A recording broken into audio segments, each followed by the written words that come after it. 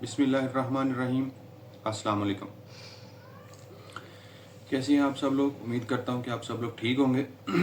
आज का जो हमारा टॉपिक है वो है एक्जिमा और सोराइसिस का फ़र्क, कि इन दोनों बीमारियों में फ़र्क क्या है, क्या फ़र्क है, इनकी शक्ल में, इनकी लुक में क्या फ़र्क होता है, इनकी वजूहात, इनके होने की क्या वजूहात हैं, इस पे हम आज तफसील से बात करेंगे। क्लिनिक पे बहुत सारे मरीज़ आते हैं जो कंफ्यूज्ड होते हैं, मिसडाइग्नोज्ड होते हैं।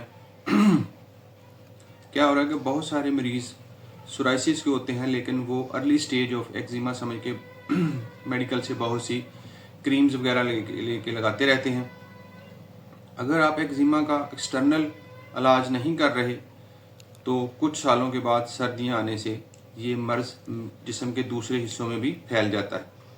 ये दोनों बहुत मिलती जुलती बीमारियां हैं, इन दोनों में बहुत मामूली सा फ़र्क है, लेकिन आज आप इस वीडियो की मदद से हम आपको पूरी कोशिश करेंगे ये इन दोनों के फ़र्क के बारे में समझाने में, कि ये देखने में कैसे हैं, इनकी वजूहात, उनकी अलामात में क्या फ़र्क है। बहुत से मरीज़ पूछते हैं कि इनका इलाज कैसे किया जाए, तो इलाज के बारे में जानने के लिए कमेंट सेक्शन में दिए गए नंबर्स पे आप लोग रब्ता कर सकते हैं। तो सबसे पहले हम इसके फ़र्क के बारे में जानते हैं कि सोराइसिस और एक्जिमा की लुक में क्या फ़र्क है, ये दोनों बीमारियां देखने में कैसी हैं। तो सबसे पहले सोराइसिस क्या होता है कि आप सोराइसिस के ऊपर से छिलका उतार सकते हैं। पपड़ी की तरह का छिलका होता है, आप उसको अपने हाथ की मदद से उखेड़ सकते हैं। This is called fish like scale. Silver रंग के छिलके होते हैं। ये सोराइसिस की बहुत बड़ी और पक्की निशानी है। और भी बहुत सी स्किन की बीमारियां हैं, लेकिन आप अपनी हाथ की मदद से छिलका या पपड़ी किसी स्किन डिजीज, किसी बीमारी में नहीं उखेड़ सकते। अब बात करते हैं एक्जिमा। लेकिन एक्जिमा में ऐसा नहीं होता। ये इन दोनों की शक्ल में फ़र्क है। एक्जिमा लुक वाइज कैसा होता है? एक्जिमा दो तरह का होता है, एक को हम वेट एक्जिमा कहते हैं और एक को ड्राई एक्जिमा कहते हैं। इसमें छिलका नहीं उतरेगा, लेकिन जहां पर वो जख्म होगा इसमें थोड़ा बहुत गीलापन रहेगा। इसको हम वेट एक्जिमा कहते हैं, लेकिन बाज़ दफ़ा या कुछ केसेस में ये खुश्क भी रहता है, ड्राई भी होता है।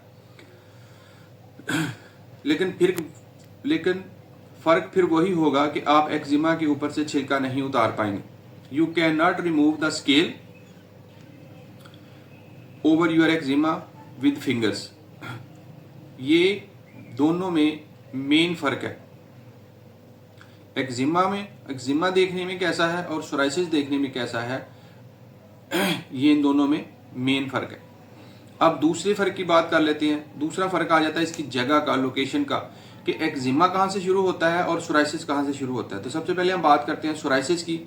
सोराइसिस सबसे पहले डैंड्रफ की शक्ल में आपके सर से खुश्की के छोटे छोटे खुश्की नुमा, जिसको हम कहते हैं डैंड्रफ, उससे शुरू होगा। फिर इसके बाद जहाँ से आपकी स्किन फोल्ड होती है, कोहनी वाली साइड, फिर घुटनों पे इसकी शुरुआत होगी। फिर हाथ के ऊपर वाली स्किन पे कट लगेंगे, ऊपर की तरफ पाँव की एड़ी की तरफ कट लगेंगे। ये है सोराइसिस। अब एक्जिमा की लोकेशन के बारे में बात कर लेते हैं। एक्जिमा कहाँ से शुरू होता है? वो शुरू होता है, eczema starts on the back side of your leg.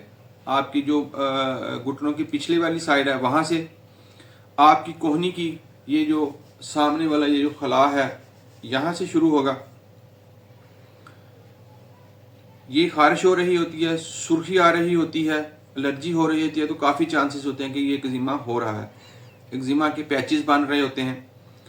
पाँव का फोल्ड अगर नीचे से कट रहा है तो वो सोराइसिस है। अगर पाँव के ऊपर वाली साइड पे, सामने वाली साइड पे जख्म हो रहे हैं तो वो खारिश हो रही है, तो वो है एक्जिमा। ये है इन दोनों की लोकेशन में फ़र्क। अब हम बात करेंगे इनकी वजूहात की, कि वजूहात के लिहाज से दोनों में क्या फ़र्क है, कौन सी वजूहात, कौन सी ट्रिगर फैक्टर्स हैं जिनकी वजह से सोराइसिस होता है और कौन सी वजूहात हैं जिनकी वजह से एक्जिमा होता है। Eczema is a type of skin allergy. Eczema क्या है? एलर्जी होती है। एलर्जी क्या है? बहुत सारी ऐसी वजूहात हैं जो आपको एलर्जी कर रही हैं। हम इनको एक एक करके इनके बारे में बात करेंगे। आपको साबुन से एलर्जी हो सकती है, सर्फ से एलर्जी हो सकती है, फूड से, खाने वाली चीज़ों से एलर्जी हो सकती है, बैंगन, कच्चा टमाटर, मूली, बेसन।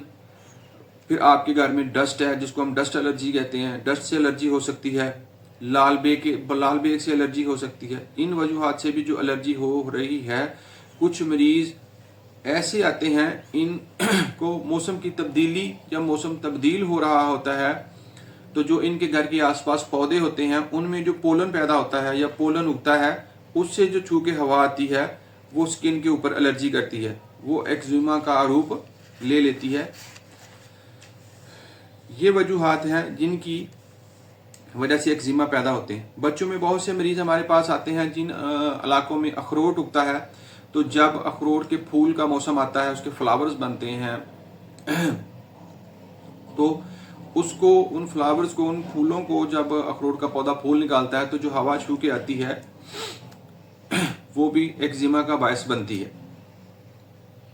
तो इस मौसम में, अखरोट के मौसम में जो हवा छू के आती है तो उससे बच्चों के जो गाल हैं उन पे सुर्खी आ जाती है, सुर्ख रंग का एक्जिमा हमें देखने को मिलता है। एक घास है जो गांव में आम पाई जाती है, इसको कांग्रेसी घास कहते हैं। इस पौधे के साथ जब हवा छू के आती है तो मरीज के मुंह के पास आती है तो जिस्म के जो हिस्से नंगे हैं, बाहर नजर आते हैं, उन पे जख्म बनना, पानी की तरह के जख्म बनना शुरू हो जाते हैं। ये बहुत आम मरीज हमारे पास आते हैं। ये एक्सटर्नल वजूहात हैं। और कुछ एलर्जी वाले फल जो आपको मैंने पहले बताए हैं उनकी वजह से भी एक्जिमा पैदा होते हैं। अब सोराइसिस की वजूहात की बात करते हैं कि सोराइसिस किन वजूहात की बिना पर होता है, क्यों पैदा होता है। इसके पैदा होने की वजूहात मुख्तलिफ हैं। सोराइसिस क्यों पैदा हो रहा है? सोराइसिस विरासती है, जेनेटिक डिसऑर्डर्स की वजह से। अगर माँ बाप को शुगर, थायराइड है तो बच्चों में सोराइसिस होगा। अगर मरीज ज़्यादा अरसे तक डिप्रेशन में रहता है तो सोराइसिस होने के चांसेस बढ़ जाते हैं। अगर आपका ज़िंदगी गुजारने का तरीका, लाइफस्टाइल गलत हो रहा है, आप रात को देर से सोते हैं, सुबह जल्द उठ जाते हैं, तो भी सोराइसिस होने के चांसेस बढ़ जाते हैं। अगर मरीज ज़्यादा अरसे तक कॉन्स्टिपेशन, कब्ज़ की मर्ज में मुब्तला रहता है तो भी सोराइसिस होने के चांसेस बढ़ जाते हैं। अगर सर्दी आने की वजह से, मौसम चेंज होने की वजह से, विंटर आ रहा है, सर्दी की शुरुआत हो रही है, तो ये भी एक वजह, ट्रिगर फैक्टर है सोराइसिस होने का। इस तरह इन वजूहात से सोराइसिस होने के चांसेस बढ़ जाते हैं। आज की वीडियो में आपने कोशिश की कि आपको इन दोनों बीमारियों का फ़र्क समझाएं और इनकी वजूहात के बारे में बताएं। उम्मीद है कि आपको वीडियो पसंद आई होगी।